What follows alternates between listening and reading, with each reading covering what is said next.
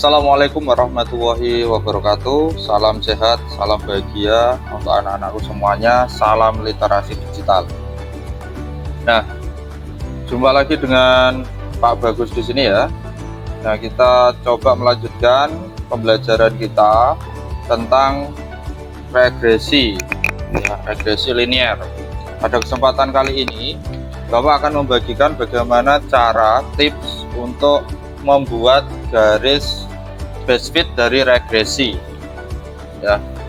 Nah, apa itu garis base fit regresi? Nah, sebelumnya kita berawal dari latar belakang, yaitu apabila kita coba berangan-angan menjadi seorang pengusaha atau seorang ilmuwan gitu ya, pengusaha besar.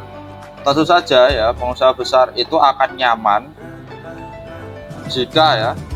jika dapat memprediksikan kemungkinan yang akan datang itu dengan akurat, walaupun sesuatu itu di kemudian hari atau di masa depan itu tidak bisa kita mutlak bisa memprediksikan sesuatu.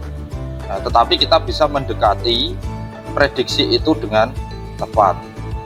Nah, tidak dengan menebak-nebak atau dengan cara yang tidak halal ya, tetapi kita bisa menggunakan data-data yang kita kumpulkan di masa lalu.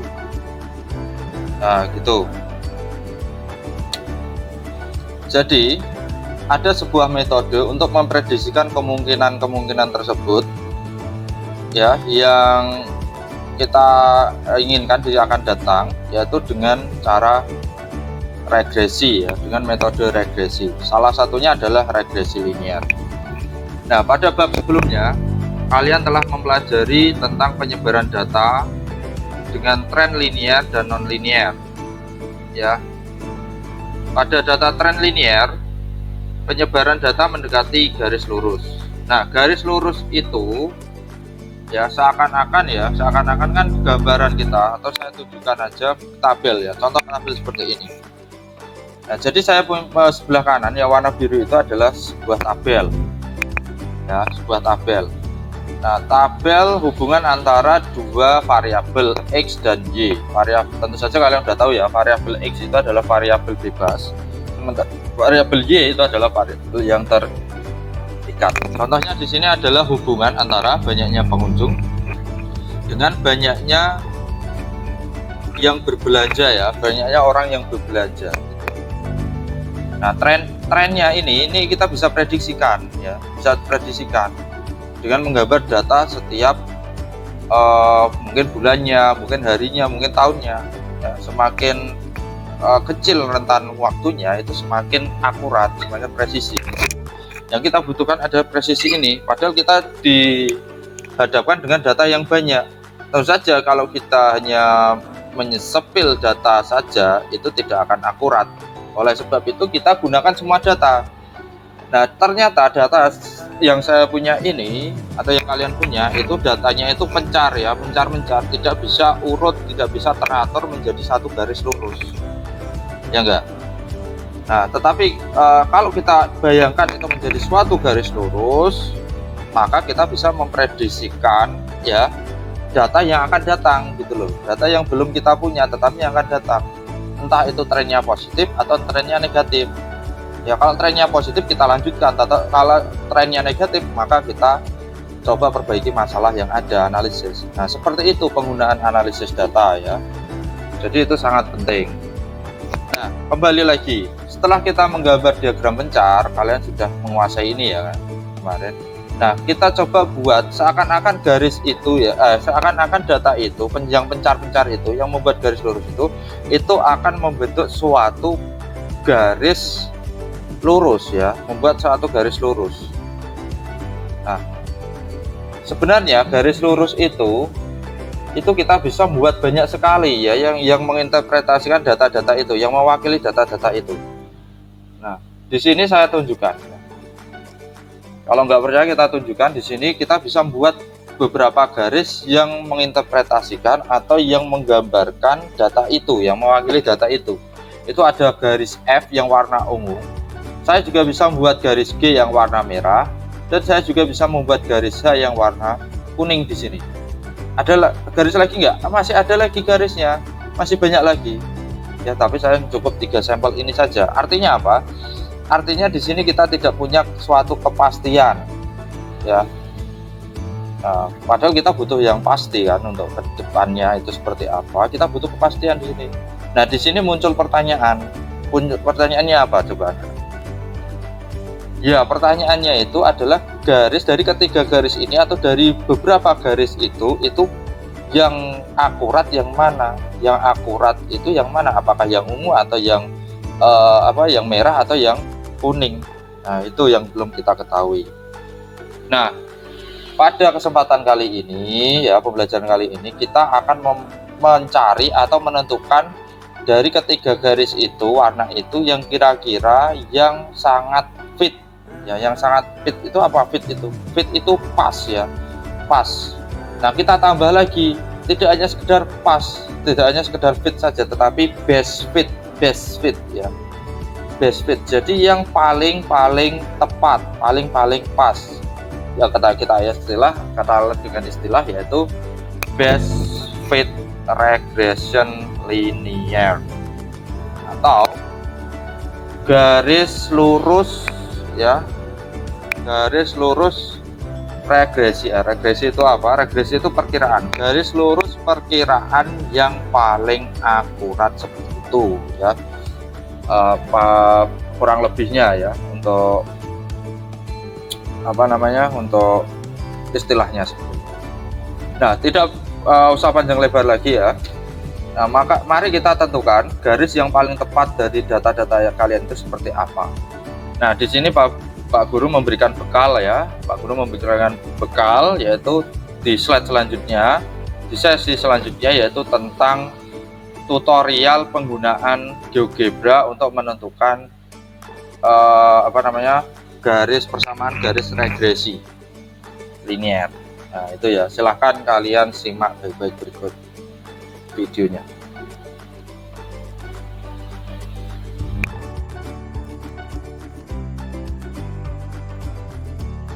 Halo semuanya ya, pada kesempatan kali ini Bapak akan mencoba memberikan tutorial kepada kalian tentang menggambar garis regresi ya, yang di dalamnya juga termasuk menggambar diagram pencar yang paling simpel. Untuk itu kita bisa menggunakan smartphone ya. Nanti kita akan menggunakan GeoGebra Classic. Nah, ini tidak perlu menginstal ya, tetapi perlu Bapak sarankan kalian menggunakan laptop dalam menganalisis diagram pencar atau regresi. Oke. Nah, tetapi kalau punyanya smartphone itu juga tidak menjadi masalah. Oke, langsung saja kita bisa menuju ke Google Chrome kita, ataupun kalau kalian tidak memiliki Google Chrome, kalian bisa menggunakan browser bawaan kalian atau bisa menggunakan Mozilla. Nah, kalau sudah muncul tampilan seperti ini, kalian bisa klik di kolom pencarian, yaitu ketikkan GeoGebra Classic. Oke, kalau sudah, dari kolom pencarian itu akan muncul link GeoGebra Classic. Silakan, itu muncul yang di atas sendiri, kalian klik. Nah, kalian akan diarahkan ke tampilan koordinat kartesius seperti ini, tetapi nanti kita tidak akan menuliskan titik dari data kita kemarin atau data kalian kemarin satu persatu ya, membuat diagram pencar. Nanti saya berikan cara simpelnya. Cara simpelnya gimana? Nah, cara simpelnya yaitu kita menggunakan spreadsheet ya, spreadsheet atau kolom seperti yang ada di Excel. Nah, bagaimana cara menampilkannya di GeoGebra? Caranya yaitu silahkan kalian fokuskan pandangan kalian ke menu sebelah kanan atas itu ya, tombol menu. Nah, tombolnya seperti apa? Tombolnya itu yang garis 3 ya, ke bawah, ke samping tapi 3-nya ke bawah. Nah, itu sebelahnya loop. Oke, kalau udah ketemu silahkan diklik saja. Terus kalian menuju ke menu, akan tampil beberapa menu di situ. Silahkan pilih menu view ya, yang ikonnya rumah. Nah, selanjutnya dari icon menu itu akan muncul beberapa tampilan atau menu. Silahkan pilih spreadsheet ya. Spreadsheet itu di bawahnya 3D graphics sama probability calculator. Silahkan kalian klik. Nah, di situ akan muncul. Oke, kita close aja menu view-nya ini dengan cara klik lagi strip 3 ya. Nah, tombol menunya. Nah, akan muncul dua tampilan. Tampilan sebelah kiri itu diagram Cartesius, sebelah kanan adalah kolom spreadsheet yang ada seperti di Excel. Nah, kita bisa close aja biar nggak merepotkan diagram Cartesiusnya, yaitu dengan menggeser kolom spreadsheet sebelah kanan. Nah, selanjutnya kalian ketikkan data kalian yang sudah kalian buat kemarin, yaitu dimulai dari sel A1 ya, sel A1. Nah, untuk kolom A itu nanti kita gunakan sebagai pengetikan data ke bawah ya, untuk variabel bebas X. Oke, kita ketikkan.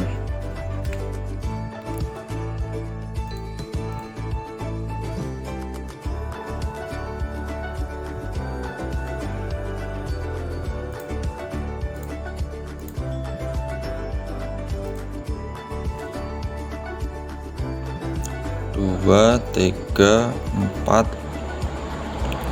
5, 2, 4, 3, 5, 4, 2, 4, 3. Oke, ingat ya, kolom A ke bawah itu untuk variabel bebas X, sementara yang kolom B itu ke bawah itu untuk variabel bebas Y. Nah, kalau sudah terisi semua, silahkan kalian blok untuk membuat diagram pencarnya. Yaitu bagaimana? Yaitu kalian blok dulu semua data yang ada di tabel itu. Nah, seperti ini ya. Selanjutnya, untuk menampilkan diagram pencar, kalian coba lihat ya, tengok menu sebelah kiri atas, pojok kiri atas. Nah, itu ada menu panah. Nah, itu sebelah panah itu ada histogram ya, gambar histogram yang berwarna ungu. Silahkan kalian klik histogram itu ya, menu histogram. Maka akan muncul menu satunya lagi sebelah kanan, yaitu menu diagram pencar beserta dengan garis merah. Nah, garis merah itu adalah garis regresi kita. Nah, silahkan kalian klik untuk menampilkan diagram pencarnya. Oke, kita bisa close saja jendela yang lain ya. Nah, kita tampilkan aja jendela diagram pencarnya. Nah, ternyata di sini kita bisa mendapatkan diagram pencar dari data yang ada di spreadsheet kita tadi. Nah, kurang lebih datanya seperti ini. Oke ya.